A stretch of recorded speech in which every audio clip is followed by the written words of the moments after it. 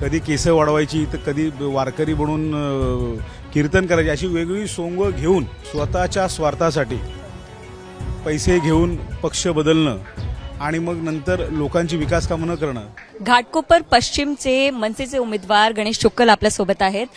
गणेशजी, आपले मुद्दे काय आहेत? कोणत्या मुद्द्यावर आपण मैदानात आहात? बघा कसे आहेत, या ठिकाणी गेले 15 वर्ष लोक ज्या आमदारांना निवडून दिलेले आहेत त्यांनी इथे फक्त विधायक कामं सोडून बाकीची कामं खूप दाखवण्याचा प्रयत्न केलाय.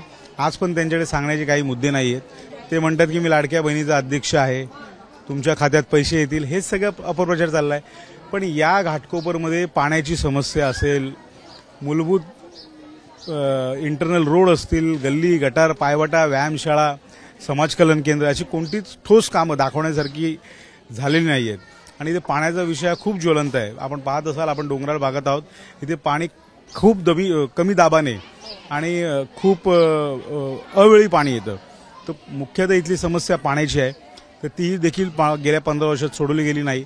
आणि इथे सगळ्या भावनेशी खेळायचं, कधी केस वाढवायची तर कधी वारकरी बनून कीर्तन करायची, अशी वेगवेगळी सोंग घेऊन त्यांनी गेली 15 वर्ष वाया घालवली. तर आता जनता त्याचं उत्तर त्यांना येणाऱ्या 20 तारखेला देईल. आणि त्यांना इथे लोकांना स्वतःच्या कामासाठी जी लोक 15 वर्ष वंचित आहेत, आता त्यांनी स्वतःच्या कामासाठी आमदार निवडून देतील जो त्यांचं काम करणार आहे. आपण सध्या पण मनसेत आहात आणि उमेदवारी भेटली आहे.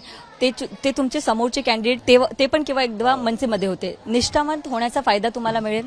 हो, नक्की मिळेल. कारण लोकांना यावेळेला कळून चुकलेलं आहे, स्वतःच्या स्वार्थासाठी पैसे घेऊन पक्ष बदलणं आणि मग नंतर लोकांची विकास कामं न करणं.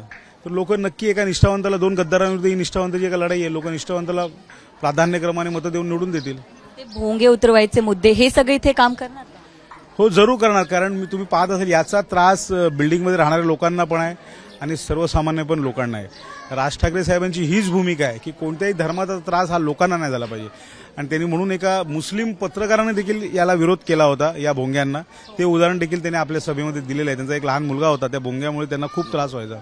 तर तसं ते आमचं सरकार आलं तर तो पण त्रास कमी होऊन जाईल लोकांचा. लोकांना ज्या गोष्टीचा त्रास आहे तो त्रास कमी करायचा प्रयत्न मनसे कायम करत आलेला आहे, तर तोही होऊन जाईल. आपण इथे सहकुटुंब प्रचार करत आहे, काय म्हणणार? कुठे कुठे आपण प्रचारासाठी सोबत जातो? आमच्या 169 वॉर्ड 169च्या विधानसभेत जे पण काही विभाग येतात, आम्ही सगळ्या विभागात प्रचार करतो आहे. तर या सगळ्या समस्या आम्ही जवळून बघतो आहे. कारण साहेब तर इथेच जन्मले आहे, त्यामुळे ते सगळ्या समस्या जवळून बघितल्याच आहे त्यांनी.